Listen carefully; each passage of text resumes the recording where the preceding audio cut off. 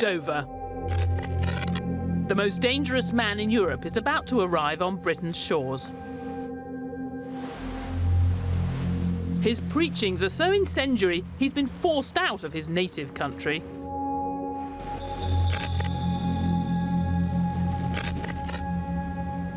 Only liberal Britain will tolerate his presence on her soil. He heads to London to live in exile. The year is 1849. And the man is Karl Marx. Incredibly, this most dangerous of thinkers might offer the key to understanding the mess we're in today. Most people know Marx as the father of communism. You might be surprised to hear that most of what he wrote was about capitalism. And today, his ideas about that are being taken seriously right at the heart of global business. His analysis was pretty on the button and explains a lot, I think, about some of the things that we see going on around in our economy today. For Marx, the best argument against capitalism was that it was inherently unfair. His ideas on inequality have more resonance than ever today. What Marx did do is to install this sense of urgency. Things cannot go on forever the way they are. In this series, we'll explore the lives and revolutionary thinking of three extraordinary men. John Maynard Keynes, Friedrich Hayek, and Karl Marx. Their worlds were changing as never before. They saw that the fate of nations would hang on the power of money, and they had radically different ideas about how to control it. Today, the stakes could hardly be higher. Of all the great thinkers who analysed capitalism, Marx had the most radical advice of all: get rid of it.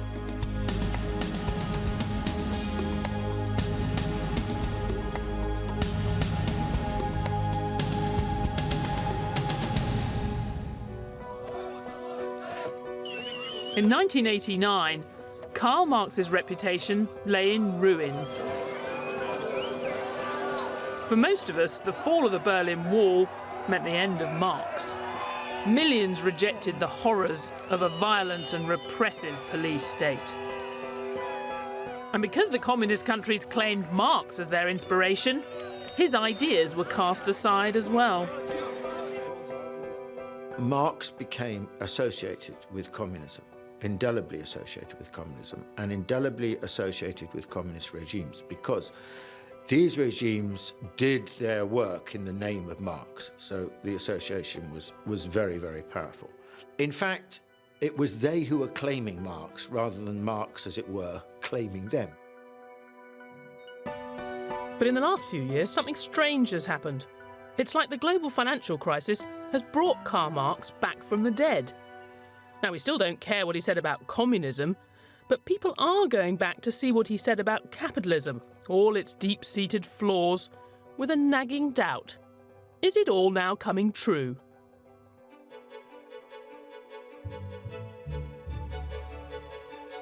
When times were good, Marx was nowhere. But now the Western economies are in crisis, he's attracting new interest right at the heart of the economic establishment. From a former IMF chief economist, Marx is right on a number of dimensions.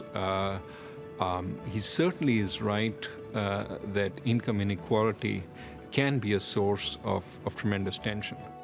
to the man who saw the 2008 crisis coming. He understood that there are situations in which capitalism and globalization can lead to economic crisis. And an economist at one of the world's leading banks. It's quite hard to convince people who live in Chelsea or Chelmsford that this is of great relevance to them, but actually it's worth a bash. Marx's key insight was that capitalism was inherently unstable.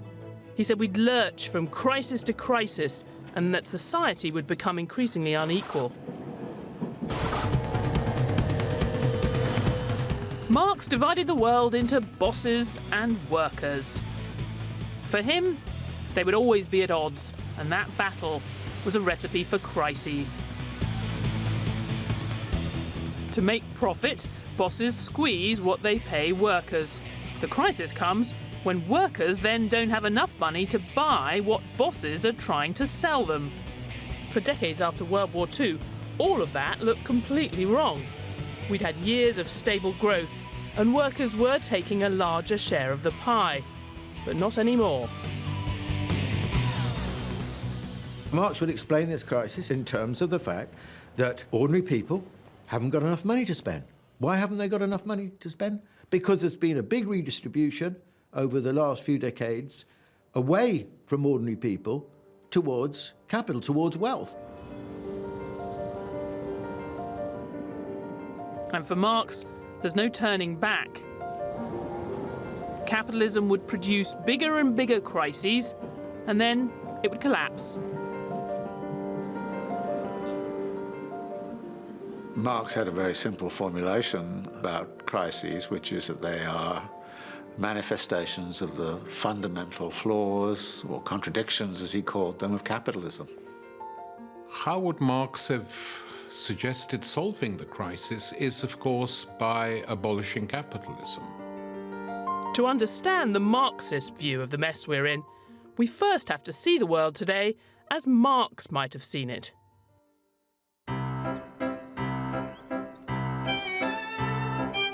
Capitalism's most implacable critic was born in the picture postcard town of Trier, in what is now southwest Germany.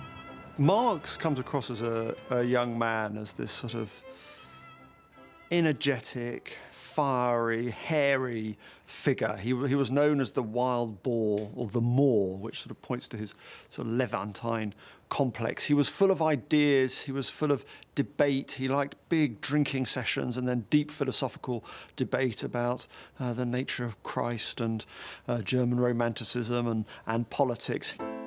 As he studied, Marx came to believe the world was sharply divided into those who owned the means of production, the capitalists, and those who own nothing, the workers.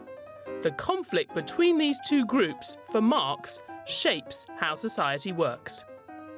The foundations of Marx's thinking was materialism, that when you cut away religion, ideology, politics, at its root were the material relations between man, the need for food, the need to have a roof over your head. This is what ultimately drives so much of human interaction. What was unique in Marx, he didn't see economy just as a special sphere. He saw economy as the structuring principle of the entire social totality. And so that what happens in economy, the way it structures our ideologies and so on, this again is another lesson today, maybe even more pertinent than in the times of Marx. We might see a complex modern economy which all of us have a stake in, but Marxists would say the same old rules still apply. For them, the divided society Marx saw is still broadly here today.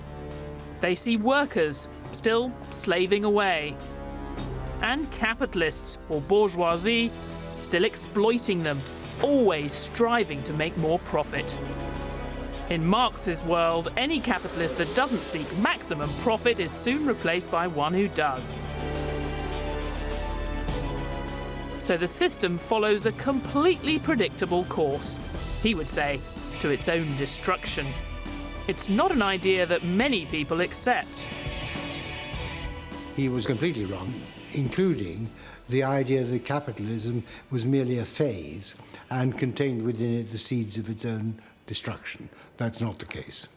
Well, everything is bound to collapse if you wait long enough. I mean, the Earth's going to, be sucked into the sun someday.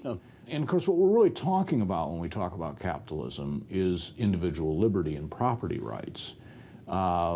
Could those come to an end? Well, they have in places. It's possible, but I'm not seeing any signs of it. You'd be forgiven for thinking the total collapse of capitalism sounds a little implausible. How could seeking profit be so disastrous when it's done such amazing things? Just look at how we eat under capitalism. We get fresh fruit flown in from all over the world. We can choose from 700 types of breakfast cereal. We have enough of it, and it's all safe to eat. This incredible plenty and the technology it depends on didn't come from the state. It's what happens when you let capitalists compete for profit. They didn't do it for our benefit. They did it because it made them rich. So at first glance, Marx's idea that capitalism's search for profit would be its downfall sounds absurd. Profit may often sound venal, it may often sound wrong, but it is what pushes progress ahead. Profit is actually what drives the world forward, and that's what Marx could never quite handle. The profit motive is essential. I mean, after all, what is the profit motive? It's just a way of achieving a better society by people wanting to better their own individual lot.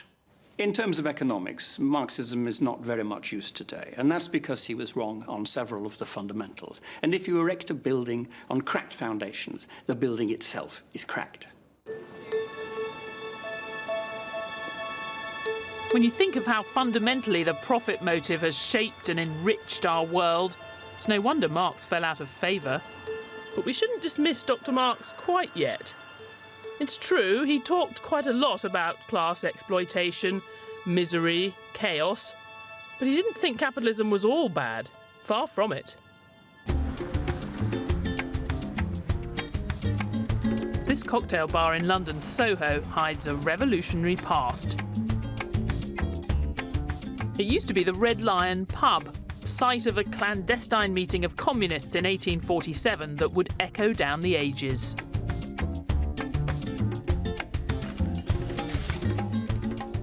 It was at that meeting that they commissioned Karl Marx and his sidekick Friedrich Engels to write one of the most incendiary pamphlets of all time, the Communist Manifesto. It goes through a number of drafts. Engels is the key drafter on the texts. But then Marx takes it away and in a sort of, massive sort of essay crisis style just sits down and writes the thing. And that's the beauty of it, because it might have been organised by a committee, but it's written by one man. And that energy, that brio, that passion which is in the manifesto comes from the fact it has a single author in the final stages, which is Marx.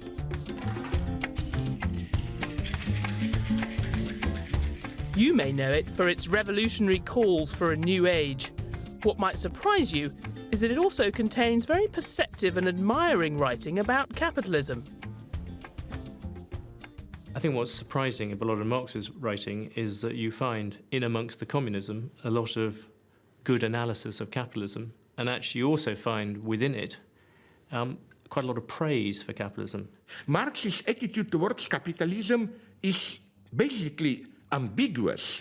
At the same time, he was honest here, Marx, ultra fascinated. He was fully aware that this is the most productive, dynamic system in the history of humanity and so on. He praises it for its huge force, for, as far as he can see it, for progress, for tossing aside the traditions and the customs of the old world and making way for a new one.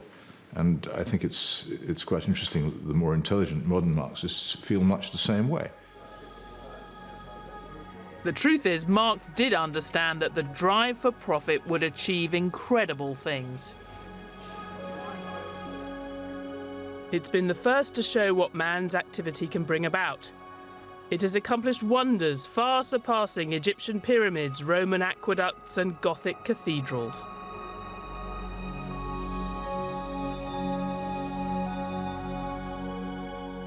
He did really get the kind of global aspect. He got the idea that people were suddenly being able to get things from all the way around the world in a completely new way, and the impact of that. The need of a constantly expanding market for its products chases the bourgeoisie over the entire surface of the globe. It must nestle everywhere, settle everywhere, establish connections everywhere. It creates a world after its own image. But there's got to be a downside for the bourgeoisie. Modern bourgeois society is like the sorcerer who is no longer able to control the powers of the netherworld whom he has called up by his spells. What the bourgeoisie therefore produces, above all, is its own gravediggers. Its fall and the victory of the proletariat are equally inevitable. How can Marx think capitalism is so brilliant and also so doomed? Well, the answer lies in how it treats the workers.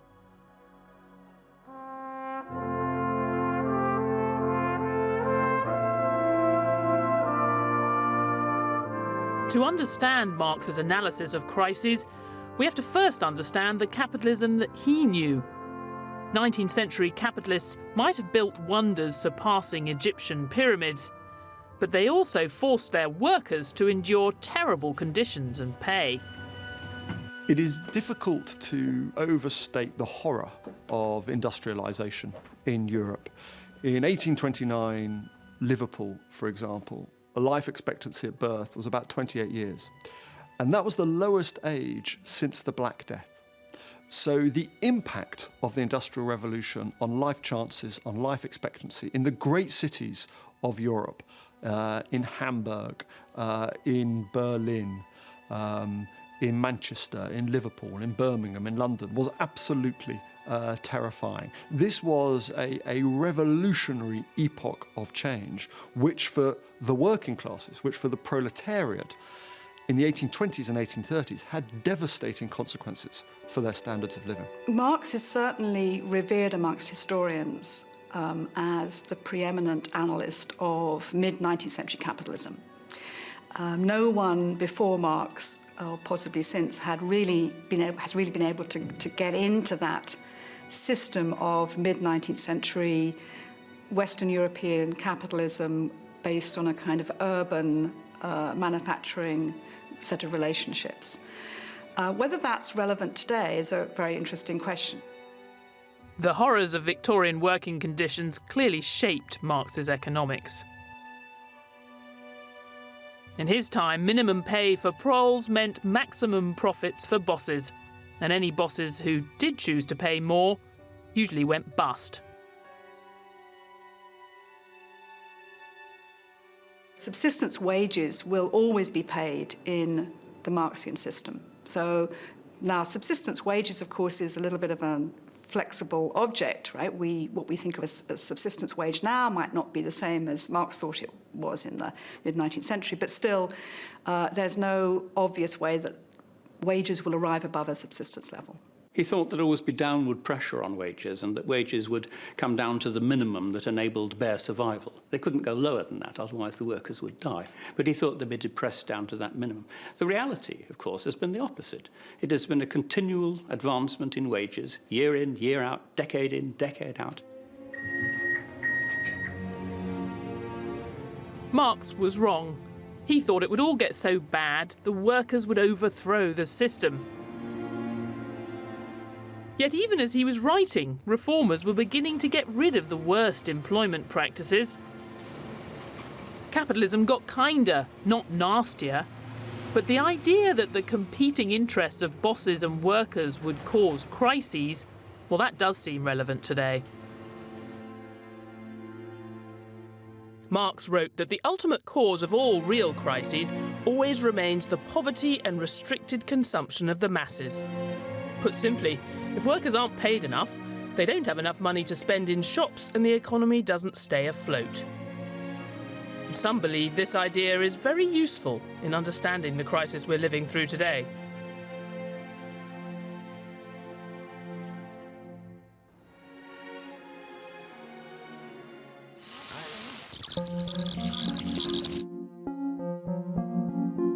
Let's take a look at the last 40 years of history through the prism of Marx's theories, to show how they might explain the mess we're in. An imaginary Marxist broadcasting corporation would see it all as a good old 1970s-style class struggle. The fight is over wages. Capitalists want to pay less, the workers want to get more. In the 70s, powerful trade unions battled to keep wages high. But then we come to the 80s. Fight back time for the capitalists. Here she is. Look, can you see her now? Look. Marx would have seen Margaret Thatcher and Ronald Reagan as acting purely in the interests of the capitalist bosses. It was their governments that helped business by getting rid of the obstacles that made it hard to cut wages. The violence and intimidation we have seen should never have happened. It is the work of extremists. It is the enemy within. If they do not report for work within 48 hours, they have forfeited their jobs and will be terminated. So for the Marxist Broadcasting Corporation, the capitalists won in the 1980s, and they kept on winning. The guaranteed high wages and job security that workers had enjoyed until the 70s had gone. And downward pressure on wages started to lay the seeds of the crisis we see today. It's an appealingly simple story, but how much truth is there in it? Well, we know the Marxist view of history is right about one thing, at least in Britain and America. Earnings at the very top have soared in the last few years, and everyone else has been squeezed. In Britain, real earnings have been flat or falling for the best part of 10 years, since before the crisis. In America, that's been happening since the 1970s. In the United States, a full-time male worker, median, income has stagnated for a third of a century. No increase. Household income today is the same as it was 15 years ago. All the increase of the income has gone to the top. The share of income in the United States that was going to the top 1% of the households 20 years ago was around 12%. Today, that share is closer to 23%.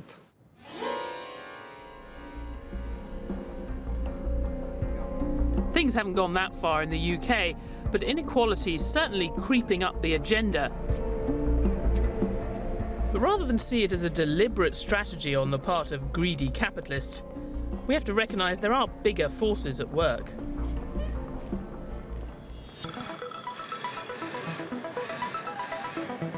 A lot of it's down to new technology.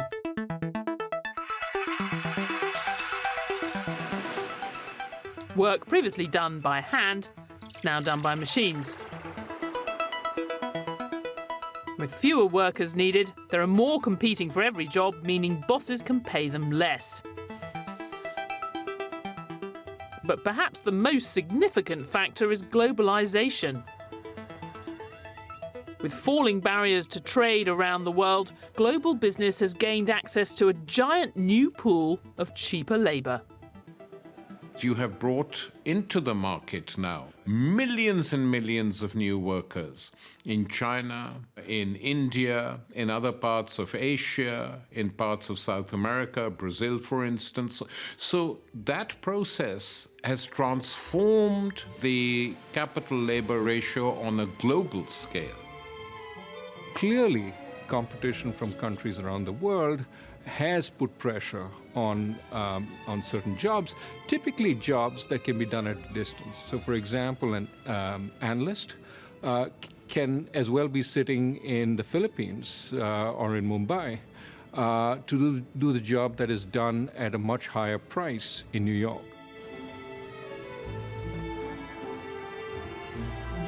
Many workers in the rich countries are now competing with an industrial reserve army running into the billions.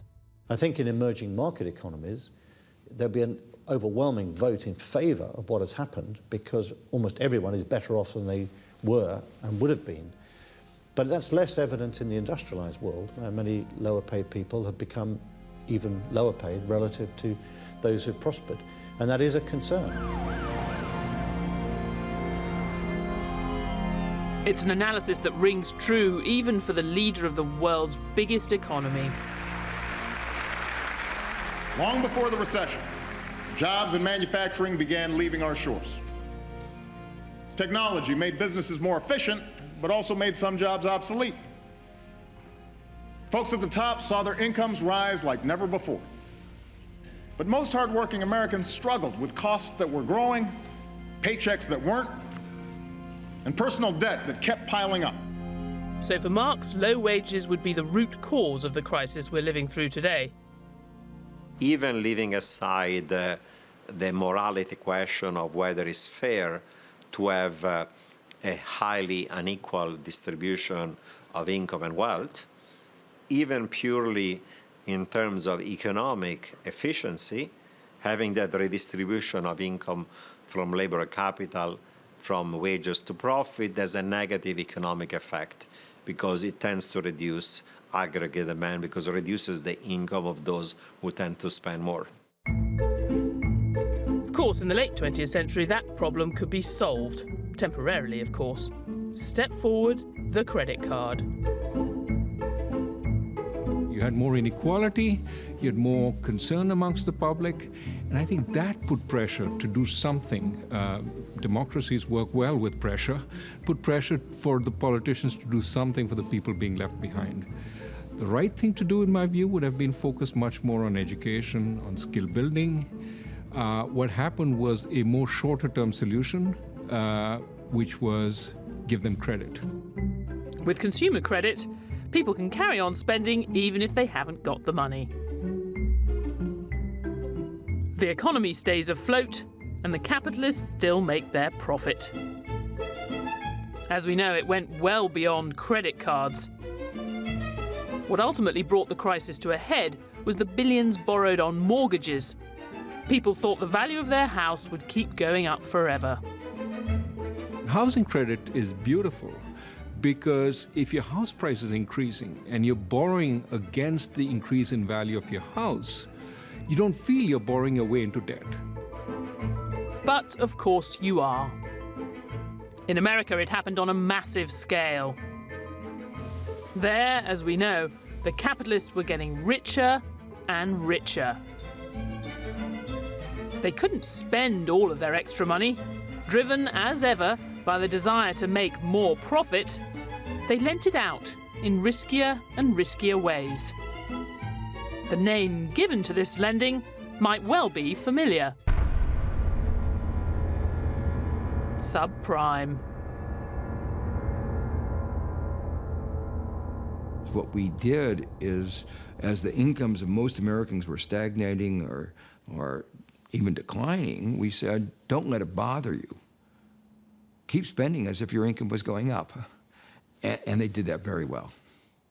I mean, who would oppose it? The banks who are making money? The households who are getting their house? The politicians who have happy constituents? I mean, there is nobody who's going to be unhappy in this process until it collapses. Subprime is the end game, if you like, of the debt solution to the lack of a market. And it's the culmination of trying to evade crises which arise out of lack of effective demand in the market. And then what you do is you end up creating a credit crisis instead. So subprime is the end of that process. And we all know how it ended.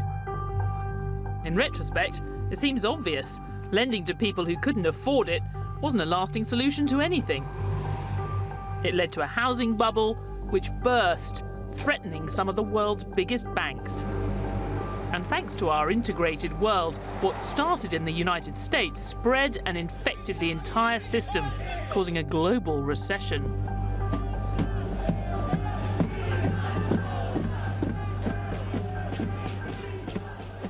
Capital, when it's faced with a problem, usually seeks to move it around. It moves it from one sector to another, or from one geographical region from another. Any part of the world that's in economic difficulties will seek to unload those difficulties on another part of the world. What will also happen is that if there's a problem in the banking system, they will seek to move it into the state system, and if there's a problem in the state system, they'll try and move it onto the taxation and austerity of the people to extract the wealth from a population. It's an extraordinary tale, and a lot of people would say it's completely wrong. Marxism doesn't actually work, but it keeps coming back because it makes for a good story. I don't think low wages played any role at all in causing the crisis. The crisis was caused by governments and central banks flooding the market with cheap credit and cheap money because politicians don't like the downturn in an economy that throws people out of work. I think it may have, to some degree, increased the level of indebtedness that people went into the crisis with, which I think intensified how deep the crisis became. But it wasn't the underlying cause, it was a contextual factor which made it a bit worse. But the idea that low wages may have contributed to the crisis is gaining ground in some surprising places. It was on this trading floor. It was probably the weekend before Lehman's went bust, and it's normally a little bit noisy, but at the time you could hear a pin drop. It was that deathly quiet, and I could almost feel, that the global system was frozen. And it was quite a scary thought. It took me back to a lot of the things that I used to read about and study when I was much younger, the days when I actually read Marx for fun. It was a comment that I posted up on a newswire, and it was one of the most commented upon pieces for quite a few weeks. But there are a lot of people who were quite opposed to the idea that anything that was socialistic or Marxist, could be at all considered serious in the mainstream. A lot of this hate mail, I have to say, came from the United States, and I was accused of being, an Obama clone. So there was a lot of negative reaction from, I think, people that probably predictably, had already tied their own ideological colours to the mast.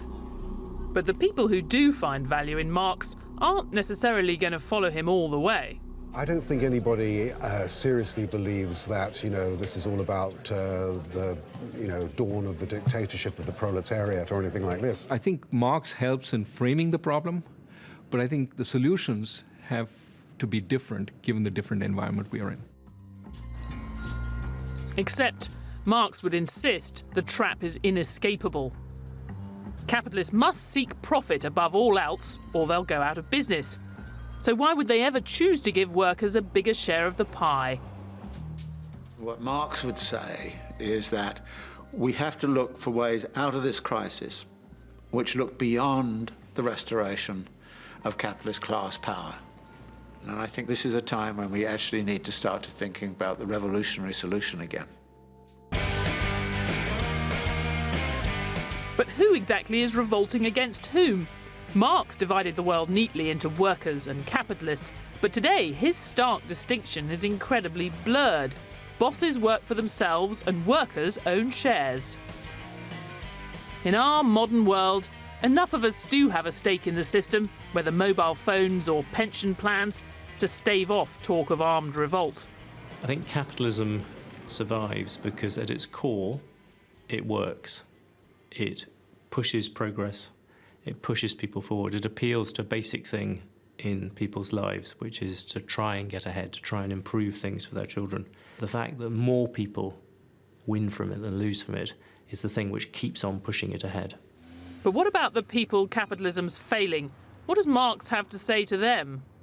Incredibly, for all his criticism of capitalism, he offers us next to no idea of what a fairer alternative might look like.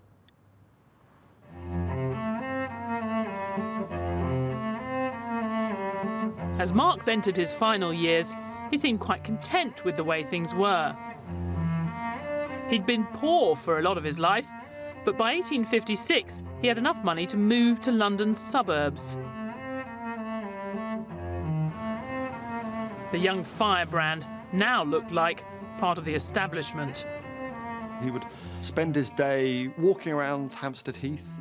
He would spend his day in correspondence. He would spend his day, reading the Times. He would worry about personal finances. He would worry about his daughters and the expense of their piano lessons. I mean, he lived a remarkably bourgeois life in many ways.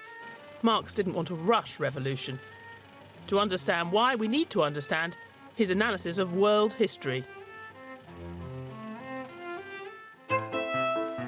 He saw the great sweep of humanity's endeavours, from the caveman to the slave societies of Greece and Rome, to the feudalism of kings and castles. all of which was replaced in turn by our own capitalist system of bosses and workers. Incredibly unfair, but also incredibly productive. Marx said only when we'd got everything we could out of capitalism could we afford to have a revolution.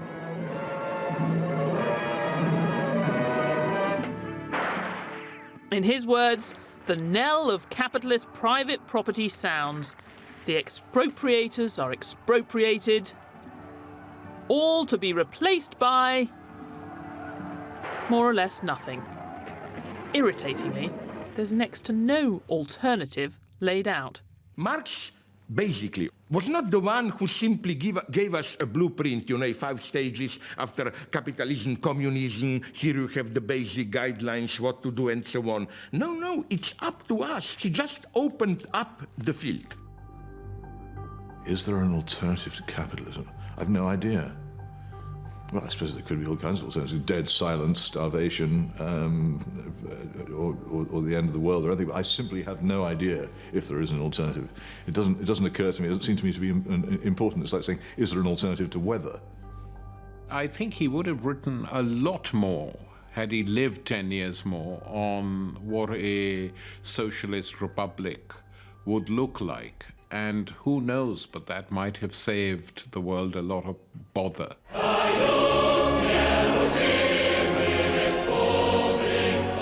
Without his blueprint, we all know what happened next. There weren't any revolutions in the rich, developed countries, as Marx predicted. Instead, it happened in one of the world's poorest nations. Soviet Russia may have left Marx far behind, but it was an attempt to try something else, and many have drawn lessons from its failure. The truth is, at the moment, there are different forms of capitalism. Some have slightly more social democracy, some are closer to laissez-faire, and there's a continuum between them. But on the big argument about whether you really want to have a communist system or a capitalist one, that is pretty much won everywhere, I think. There are more humane versions of capitalism or more barbaric forms of capitalism. But I don't think there's a systemic alternative to capitalism. Will there ever be? Yes, I would think so. I mean, nothing is forever, absolutely nothing. And capitalism is not forever. But anyone looking for a fairer alternative knows they can't ever repeat what happened east of the Berlin Wall. Dictatorship, political oppression, and millions of ruined lives.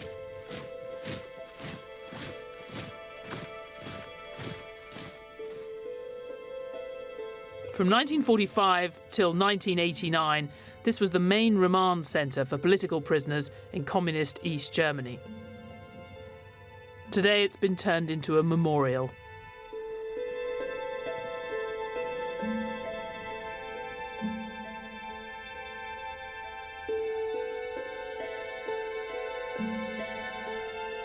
It's possible that places like this explain why even capitalism's toughest critics today seldom talk seriously about replacing it.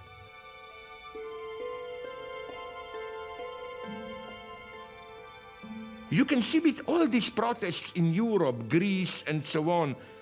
I was in Spain, in Greece, asking always the same question. Okay, what do you want? Apart from some purely moralistic answers, I didn't get any good concrete proposals. Answers like, money should serve people, not people serving money. My God, Hitler and everyone would have agreed with this, I'm sure. You would have thought that with this implosion of the banking system at the heart of the capitalism in the United States, as well as the United Kingdom and so on, there would be a huge rush to Marxism and extreme socialism. That hasn't really happened. It is quite surprising, and I'm very pleased. But if memories of this place do fade, could there ever be an alternative to capitalism? Or should what happened here be a lesson for all time. I think if you remove the free market, you're removing people's ability freely to trade with each other, to acquire the things they want and sacrifice for them the things that they value less. You're removing people's ability to enrich and improve their lives. It is a perfectly natural part of the human condition. Adam Smith said the effort of every person to improve their condition. You know, he thought it was so basic. If you deny people the opportunity to do that, then you'll have to build some kind of compulsion into it. You have to make people behave in a way in which they would not spontaneously behave. If someone wants to seek an alternative to capitalism, then they're saying, by seeking that alternative, that capitalism is a system rather than a fact of life. And they're saying that, for instance, that human nature can be altered. Fundamentally, they're revealing themselves as a utopian. And the problem with utopia is that it can only ever be approached across a sea of blood, and you never arrive. This is my big mantra when we leftists are accused of utopians. Maybe, but the only real utopia is to think that with some cosmetic changes, things can go on indefinitely the way they are now.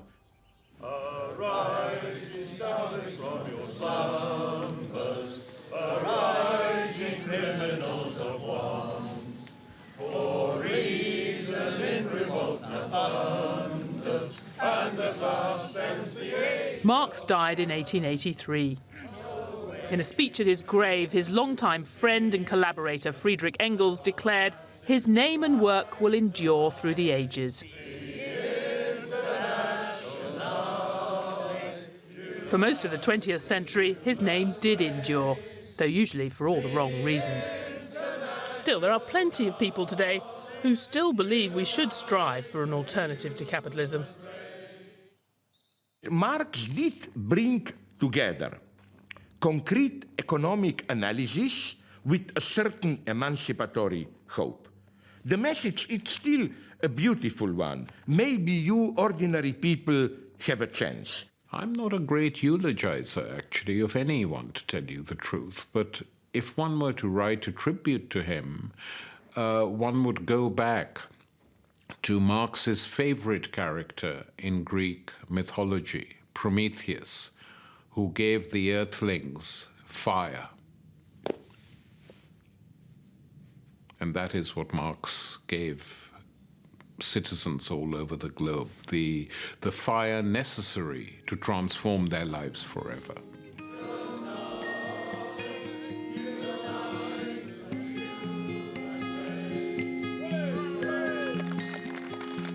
But what value does Marx have for those less inclined to revolution? Fundamentally, Marx reminds us, if capitalism doesn't work for everyone, it might not work at all. There's no doubt that there have been significant changes in inequality and in the distribution of income, which make you pause about the benefits of the development of output and prosperity that we've seen. I don't think you can afford to believe that the benefits of a market economy and bringing prosperity will be there unless there is a collective commitment to keep the system going. And that does require people to believe that everyone will benefit in the end. I think some of the ugliness of capitalism that he saw in the 19th century seems to be reappearing in the 20th and 21st. And in a way, we have to keep our perspective on this. Health conditions are much better. Living standards are starting from a higher level. But it is still the case that things aren't the way they ought to be, and they're not moving in the way they should be. We have to find a way of creating jobs which are broad-based, which pay reasonable amounts, but at the same time, without sort of going against the basic laws of competition. Marx was right to see capitalism as inherently unstable and often unfair. Keynes and Hayek saw that too, but Marx was the first. And unlike them, he didn't think we should find a way to live with it. He said capitalism would bounce back from crises and reinvent itself, but in the end, a compelling alternative would appear, and capitalism would collapse. For all that rings true now in Marx, on that he seems to have been dead wrong.